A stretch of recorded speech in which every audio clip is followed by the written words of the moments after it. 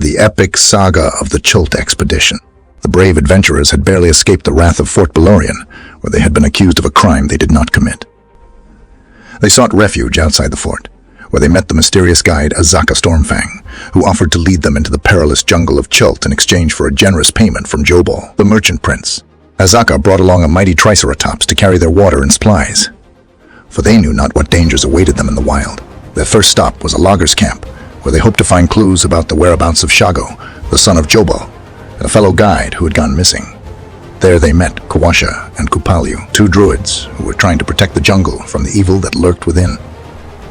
Kawasha and Kupaliu agreed to join them on the journey and showed them some of the rare and useful plants that grew in Chult, such as deathbane, Chultan mint, and heartflower. They also warned them of the signs that marked the territories of different factions and creatures, such as a blue triangle that indicated undead presence, or a frog symbol that meant Grung territory.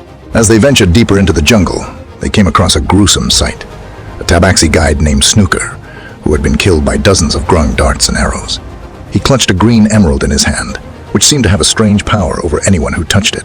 Azimith, the tiefling warlock, sent his imp to investigate, but as soon as it touched the gem, it became obsessed with it and refused to let go.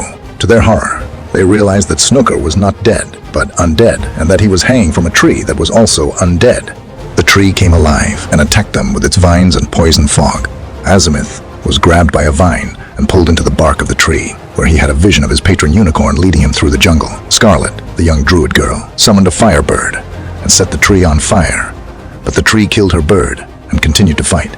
Wrestlin, the bugbear rune knight, managed to pull Azimith out of the tree's grasp. Azaka fought off 3 zombies that emerged from the jungle, while Scar, the undead half-elf ranger, and Ivan, the gnome artificer, dealt with the rest. They threw as much fire as they could at the tree, until it finally collapsed in ashes. They continued their journey into Grung territory, where they came across a monument to Nang Nang, one of the 9 trickster gods of Chult. They left some coins as a sign of respect, hoping to avoid any trouble with the frog-like creatures. Little did they know that their adventure was just beginning.